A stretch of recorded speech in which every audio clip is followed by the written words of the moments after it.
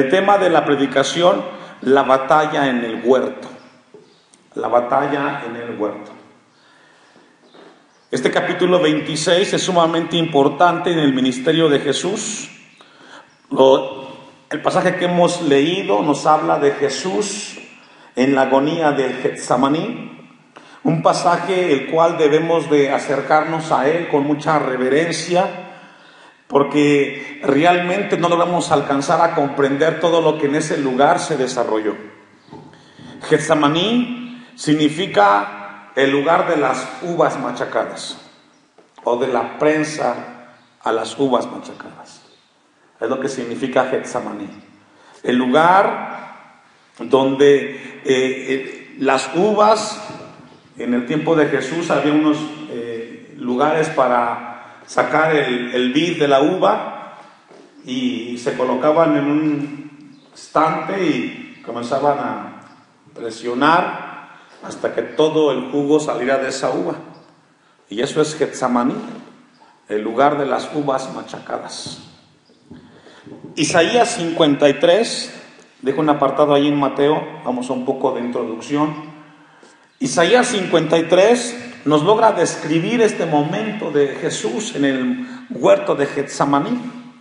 Getsemaní estaba fuera de Jerusalén.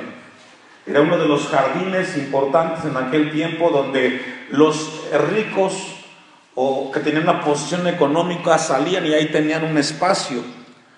Y Jesús estaba allí.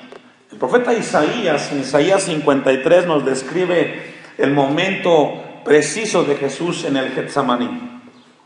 Dice el texto 1: ¿Quién ha creído a nuestro Señor y sobre quién se ha manifestado el brazo de Jehová? Subirá cual renuevo delante de él, y como raíz de tierra seca no hay parecer en él, ni hermosura le veremos, mas sin atractivo para que le deseemos, despreciado y desechado entre los hombres, varón de dolores, experimentado en quebranto, y como escondimos de él el rostro, fue menospreciado y no lo estimamos. Lo que el profeta Isaías nos describe en la profecía años anteriores, casi 800 años antes, era el momento en el cual Jesús, el Mesías, iba a experimentar después de que sus discípulos lo iban a negar 3 veces. Si usted logra recordar un poquito, en Mateo capítulo 26 del 30 en adelante, Jesús comienza a hablar con sus discípulos que lo abandonarían. El mismo Pedro, Dios lo confronta, Jesús lo confronta y le dice: antes de que cante el gallo me negarás 3 veces. Y Jesús comienza a experimentar, porque recordemos, él era 100% hombre, 100% Dios, y en ese momento en el Getsemaní comienza a experimentar el abandono de aquellos los cuales estuvieron con él durante todo su ministerio. Y como dice Isaías 53, versículo 4: ciertamente llevó él nuestras enfermedades y sufrió nuestros dolores, y nosotros le tuvimos por azotado, por herido de Dios y abatido. En ese momento Jesús estaba a punto de experimentar la ira de Dios por causa del pecado. Jesús nunca pecó, fue santo, es santo. Sin embargo, cuando él es entregado, el pecado de toda la humanidad cae, y solamente yendo a la cruz y pagar el precio por nosotros nos da la salvación. Dice el versículo 5 de Isaías 53: mas él herido fue por nuestras rebeliones. El pecado de usted y mío, Jesús lo llevó. Lo que usted merecía y lo que yo merecía, él lo pagó en la cruz del Calvario. El pecado desfigura al hombre. Y realmente vemos ahí la grandeza de Dios, su misericordia, dando el precio por nosotros. Dice el 5: molido por nuestros pecados, el castigo de nuestra paz fue sobre él, y por sus llagas fuimos nosotros curados. Jesús llevó todo, nuestra culpa. No logramos entender ni dimensionar realmente el pago tan grande que Dios hizo a través de Cristo en nuestras vidas. A veces somos muy superficiales. No logramos entender a cabalidad el amor de Dios. ¿Cómo es posible que el mismo Dios se hizo hombre y llevó nuestras culpas? Y hoy en la actualidad podemos caminar sabiendo que tenemos en Él acceso al Padre. Jesús llevó todos nuestros pecados, hermano, los que merecíamos. Usted y yo no merecíamos estar aquí. Estamos aquí por su misericordia, por su gracia. Él nos dio lo que necesitábamos y no lo que merecíamos. Dice el versículo 7, angustiado él y afligido, no abrió su boca, como cordero fue llevado al matadero, y como oveja delante de sus trasquiladores se enmudeció y no abrió su boca. Desde el momento que Jesús viene a esta tierra, Él sabía que Él tenía que llegar a este momento del Getsemaní. Este era su camino. Su propósito en esta tierra era darnos salvación. Y comienza a abrirnos la brecha al pueblo de Dios para alcanzar la salvación. Versículo 8, por cárcel y por juicio fue quitado, y su generación, ¿quién la contará? Porque fue cortado de la tierra de los vivientes y por la rebelión de mi pueblo. ¿Qué dice? Y eso fue fuerte. El pueblo de Israel, a quien venía el Mesías primeramente, lo rechazó. Lo entregaron ante Pilato, lo crucificaron posteriormente. Y esto nos habla, hermanos, que muchas veces, teniendo frente de nosotros la misericordia de Dios, no la valoramos, la rechazamos. Somos tan duros de corazón. Versículo 11, usted lo puede leer en su casa porque es profundo, Isaías 53. Verá el fruto de la aflicción de su alma y quedará satisfecho por su conocimiento. Justificará a mi siervo justo. ¿A cuántos? Y ahí lo incluye a usted y me incluye a mí. Dice el texto, y llevará las iniquidades de ellos. Jesús en verdad experimentó los dolores y comenzó, según Mateo, a experimentar una tristeza profunda en ese momento en el Getsemaní. Mateo 26 nos habla de ese momento en el cual Jesús comienza a experimentar el sufrimiento y la tristeza que produce el pecado. Estaba a horas de ser entregado. ¿Cuál es el propósito de un pasaje sobre el sufrimiento de Jesús? Vamos a ver algunos momentos en el Getsemaní con la ayuda de Dios. Vamos a regresar a Mateo 26 con esa introducción y vamos a poder adentrarnos en el pasaje. Vamos a ver algunos aspectos en ese momento en el Getsemaní. Número 1, vamos a ver la tristeza de Jesús. Número 2, la súplica. Número 3, el sueño. Número 4, la fuerza. Y número 5, la sucesión. Dice Mateo 26, 36, entonces llegó Jesús con ellos a un lugar que se llama Getsemaní. Esa palabra entonces es una secuencia de los textos anteriores. El pasaje anterior que encontramos en Mateo 26 es cuando Jesús les refiere a sus discípulos y a Pedro que lo iban a negar. Que lo iban a negar. Todos, incluyendo a Pedro. Entonces es una palabra que nos habla que pasan de un escenario a otro. No se corta, es el mismo momento. Acaba de pasar el momento en el Monte de los Olivos y él comienza a dirigirse hacia ese lugar. Dice Mateo 26, 30, y cuando hubieron cantado el himno salieron al Monte de los Olivos, y entonces Jesús les dijo, todos vosotros os escandalizaréis de mí esta noche, porque escrito está, heriré al pastor y las ovejas del rebaño serán dispersadas. Ese entonces nos habla de este momento anterior. Dice el texto 33, respondiendo Pedro le dijo, aunque todos se escandalicen de ti, yo nunca me escandalizaré. Jesús tenía apenas ese momento con los discípulos. Les estaba hablando, les estaba diciendo, ustedes van a presenciar cuando yo sea entregado y cada uno correrá. Y esto nos habla de la fragilidad del hombre. Los discípulos habían caminado con él. Habían estado con él en todo momento. Sin embargo, cuando llegó el momento decisivo en el ministerio de Jesús, ellos huyeron. Y esto nos habla, hermanos, que nadie está exento. Escuche esto, nadie está exento en algún momento de fallarle a Jesús. Todos podemos fallarle. Los discípulos lo negaron.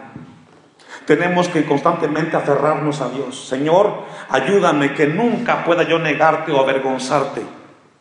Casi siempre vemos hacia los lados aquellos los cuales han flaqueado, han descuidado, pero nadie está exento. Pedro, los discípulos, Juan, Santiago, ellos también negaron al Maestro. Ya dijimos anteriormente que la palabra escandalizar significa ser tropiezo para los demás. Jesús estaba teniendo un momento con ellos. Dice el 34, Jesús le dijo: de cierto te digo que esta noche, antes que el gallo cante, me negarás 3 veces. Y lo que Jesús le estaba dando en ese momento a los discípulos es recordarle cuán frágiles son, o eran. Y esa enseñanza es para hoy, para nosotros. Somos frágiles, somos carne. Hemos alcanzado la salvación, sin embargo nuestra carne constantemente va hacia el pecado. Tenemos que afianzarnos constantemente de Dios para no caer. 35. Pedro le dijo: aunque me sea necesario, ¿qué dice? Morir contigo, no te negaré. Y todos los discípulos, ¿qué dijeron? Hermanos, somos de carne y hueso, podemos fallar. Lo que Dios quiere es despertar, que no podemos confiarnos de nuestra carne. Nuestra carne es indomable e insaciable. No le demos lugar al diablo en ninguna. Estemos velando. Tengamos cuidado. Esta escena es la anterior, que dice Mateo capítulo 26, después de estas cosas. Entonces, ya dijimos, ese entonces es una palabra que conecta ese momento. Después de dejar ese breve interacción con los discípulos, dice que llegó Jesús con ellos a un lugar que se llama, ¿cómo, hermanos? Getsemaní. Otra definición que encontré de Getsemaní significa la prensa de olivo. Así como las que echan las tortillas, usted pone la masa ahí y luego ¿qué hace? Baja la palanca y se aplasta. Eso es Getsemaní. Un jardín, dice la geografía, que estaba a la ladera de una montaña, al occidente del Monte de los Olivos. Juan 18:2, búsquelo. Juan 18:2, Evangelio de Juan, nos dice que no fue la única vez que Jesús estuvo en ese lugar. Previamente él había estado en ese lugar de Getsemaní.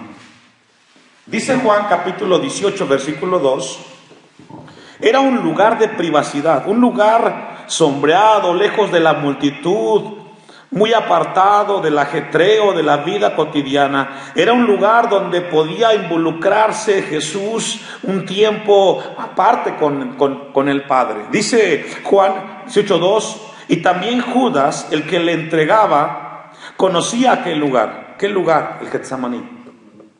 Porque muchas veces, ¿cuántas veces? Muchas veces Jesús se había reunido allí con sus discípulos. No fue el momento de Mateo 26, 36 el único momento en el cual Él estuvo en el Getsemaní. Él estuvo en otras ocasiones. El jardín representaba un tiempo de privacidad por parte del Maestro. Tampoco nos dice la Biblia quién era el dueño de ese jardín. No lo dice la Biblia. Dice el versículo, vamos a regresar a Mateo 26, 36. Entonces Jesús llegó con ellos a un lugar que se llama Getsemaní, el lugar de las uvas machacadas o de la prensa de olivo, y dijo a sus discípulos: sentaos aquí, entre tanto que voy allí, ¿y qué, hermanos? Oro. Y esto nos enseña algo. En el momento de la prueba, ¿qué tenemos que hacer?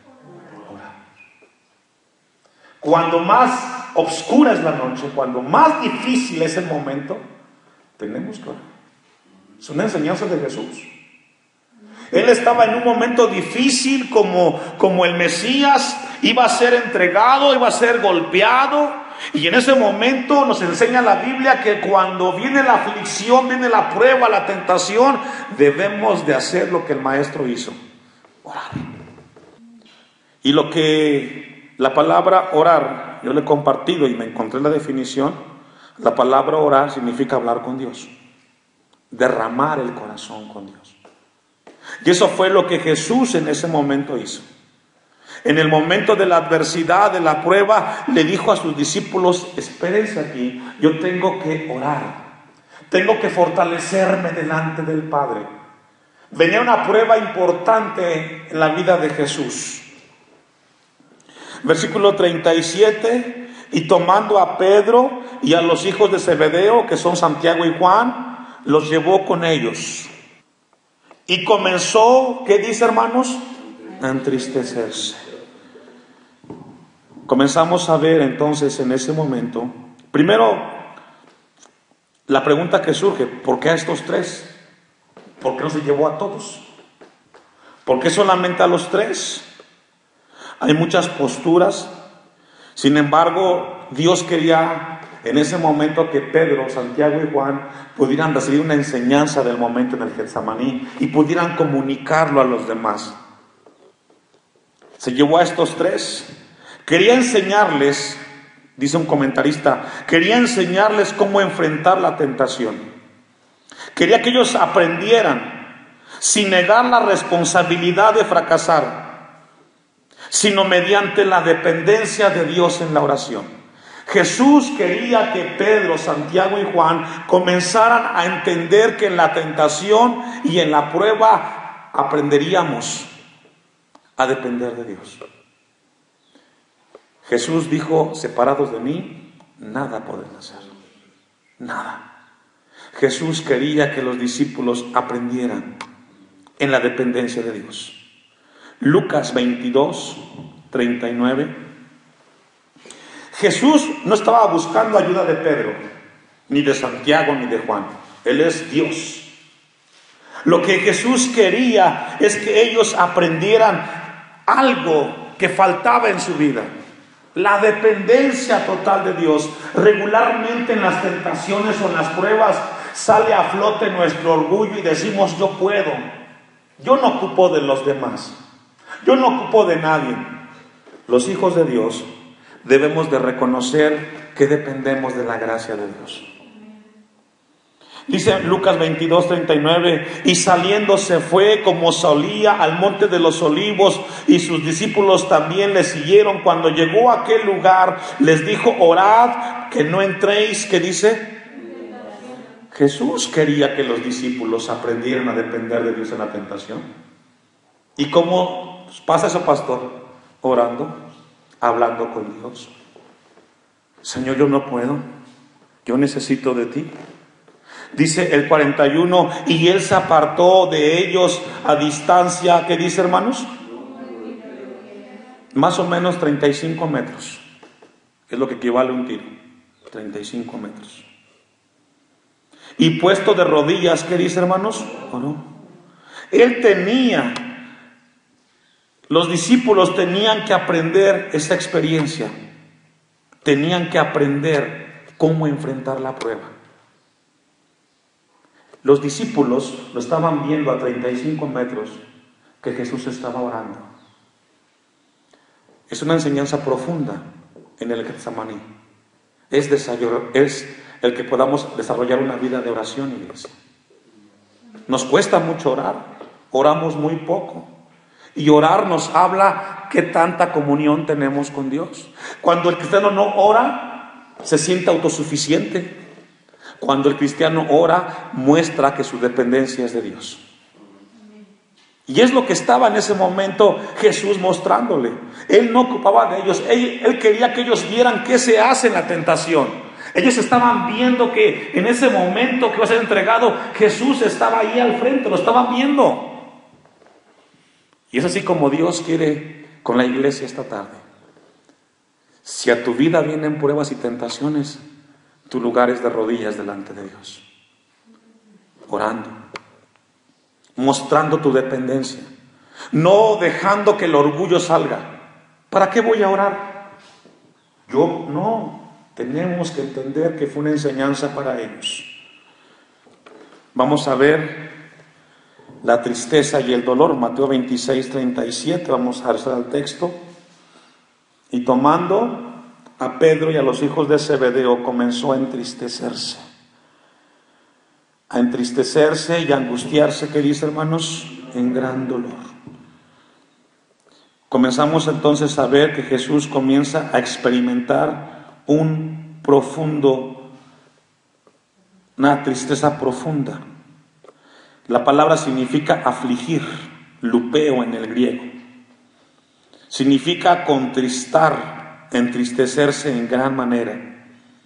Y la palabra de Dios nos habla entonces que había una tristeza profunda, no superficial, interior. Había un sentido de que algo no estaba bien. La palabra tristeza, fíjese, lupeo, significa estar lejos de casa. Eso es tristeza, estar lejos de casa. Por ejemplo, en su casa, hermano, ¿cómo se siente usted? Cómodo. Tiene la confianza de ir a la cocina y encuentra y sabe que ahí encuentra su té, encuentra sus bocadillos. Se puede levantar confiadamente, va a la sala y regresa y dice: esta es mi casa, me siento cómodo. Pero cuando usted está fuera de casa, ¿qué dice? Ay, cómo extraño mi casa, ¿cierto? Y nos entra la melancolía. Puede estar en un lugar quizás con lujos, pero dice: mi casa es mi casa. Bueno, Jesús en ese momento de tristeza se sentía lejos de casa. Él comenzaba a experimentar que sería entregado, que esa intimidad que tenía con el Padre no iba a estar. Lejos de casa significa. Finalmente dice el Salmo 42, versículo 11, que nos habla un poquito en relación a lo que Jesús experimentó en ese momento en Mateo 26, 36, cuando dice que tuvo tristeza. Le leo el Salmo 42, 11. ¿Por qué te abates, oh alma mía, y por qué te turbas dentro de mí? Espera en Dios, porque aún he de alabarte, salvación mía y Dios mío. Lo que Jesús en ese momento quería era sentirse como se sentía delante de la presencia de Dios. Aquel momento que tenía con el Padre dejaría de estar. Él iba a comenzar a experimentar la sensación que siente el hombre cuando es abandonado, cuando es entregado y es golpeado. Se sentía lejos de casa. Dice Mateo 26, 38. Entonces Jesús les dijo: mi alma está muy triste. ¿Y de qué habla cuando Jesús dice mi alma? Habla de la parte interior, lo de adentro, lo más íntimo. Mi ser interior está ahogando en pena. Dice el versículo, porque surge la pregunta: ¿hasta dónde estaba internamente en su tristeza? Dice el texto 38, hasta la muerte. El dolor era tan grande que podía matar a una persona. Puedes morir de angustia entonces. Podemos morir cuando estamos angustiados. Y por eso Jesús, en ese momento que experimentó eso, Él enseñó que cuando te sientas muy angustiado, muy afligido, tienes que orar. Tenemos que buscar a Dios. De pura angustia, anticipando el momento de la cruz. Dice el 39, yendo un poco adelante, ¿qué hizo, hermanos? Se postró sobre su rostro. Y vemos a un Jesús dependiendo del Padre. Es una enseñanza que Dios quiere que recordemos. Déjenme de recordarle, hermanos, que la vida está llena de problemas y dificultades. Cuando más difícil o grande sea la angustia, tenemos que postrarnos delante de Dios. Tenemos que buscar su rostro. Se postró sobre su rostro, orando, diciendo: Padre mío, si es posible, pase de mí. ¿Qué dice, hermanos? Lo que la palabra nos está diciendo ahí: Señor, si hay otra manera de arreglar las cosas, si existe otra manera para cambiar lo que tiene que hacerse en la cruz, que se haga. Pero Señor, no se haga mi voluntad, haz la tuya. ¿Sabe que a través de las pruebas es como Dios trabaja en nuestro carácter? A veces pensamos o queremos crecer de otra manera. No. Como crecemos y maduramos en la vida es a través de las pruebas. No existe otra manera, hermano. No te quejes. No nos quejemos y digamos, ¿por qué tengo tantos problemas? ¿Por qué tengo tantas preocupaciones? ¿Por qué tengo tantas tribulaciones? Hermano, iglesia del Señor, es la única manera como crecer cristiano. Padre, si fuera posible, pero él sabía que no había otra manera, era así. Y es así como esta tarde Dios nos habla a nosotros, que no hay otra manera como podamos crecer en el Señor. Si tienes pruebas, dale a Dios gracias. Señor, ayúdame a crecer, y pondrá Él en ti una prueba. Oh Padre mío, dice el versículo, Padre mío, si es posible, pase de mí esta copa. La copa representa en el Antiguo Testamento o simboliza el juicio de Dios. Siempre se asocia en el Antiguo Testamento la copa como la ira de Dios, el trato de Dios cuando alguien se equivocó. La copa representa cuando una persona hizo o violentó la palabra y va a enfrentar el juicio de Dios. Cuando usted y yo fallamos, hermanos, y violentamos la palabra, viene de parte de Dios hacia nosotros un trato fuerte. La copa representa eso. Dijo un comentarista en cuanto a ese pasaje, por favor, si hay alguna manera de que se pueda hacer por otro medio, que se haga, Señor. Pero que se haga tu voluntad primero, dice Jesús. Que se haga tu voluntad, dice el versículo. Vamos al Salmos 75, versículo 8. Ya vamos a ir concluyendo. Y ver qué representa la copa cuando Jesús menciona en ese momento. Usted me alcanza, dice el Salmo 75, 8. Porque el cáliz está en la mano de Jehová, y el vino está fermentado, lleno de mistura, y él derramará del mismo, hasta el fondo lo apurarán, y lo beberán. ¿Quiénes? La Biblia nos habla y nos enseña que la copa representa la ira de Dios, la furia, cuando el hombre transgrede, violenta la palabra de Dios. Y es lo que Jesús en ese momento estaba diciendo.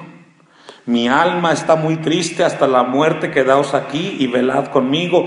Yendo un poco adelante, se postró sobre su rostro, orando y diciendo, Padre mío, si es posible, pase de mí esta copa, pero no se haga como yo quiero, sino como tú. Estamos a la mitad de este año 2018. Yo no sé qué le depare a usted o a mí como hijos de Dios. Si le tocará enfrentar la enfermedad en su cuerpo, si vendrá una prueba con sus hijos, no lo sé. Pero cuando venga, hermanos, y por muy grande que sea la prueba, recuerde las palabras de Jesús. Porque lo que Dios quiere es tratar con tu vida y con mi vida. A veces queremos o deseamos que sea de otra manera. No existe otra manera para que Dios trate con nuestro corazón, sino a través de las pruebas, la enfermedad, la lucha. Y como Jesús hizo, tenemos que recordar, ir a orar, depender de Dios. Y sabe, hermano, que yo cuando leía esto me acordaba, ¿por qué la gente cuando está enferma es cuando busca de Dios? ¿Por qué solamente ahí? ¿Por qué en la cárcel? ¿Por qué en la cárcel es cuando no importa si cree o no cree en Dios, quiere que alguien vaya a orar por él?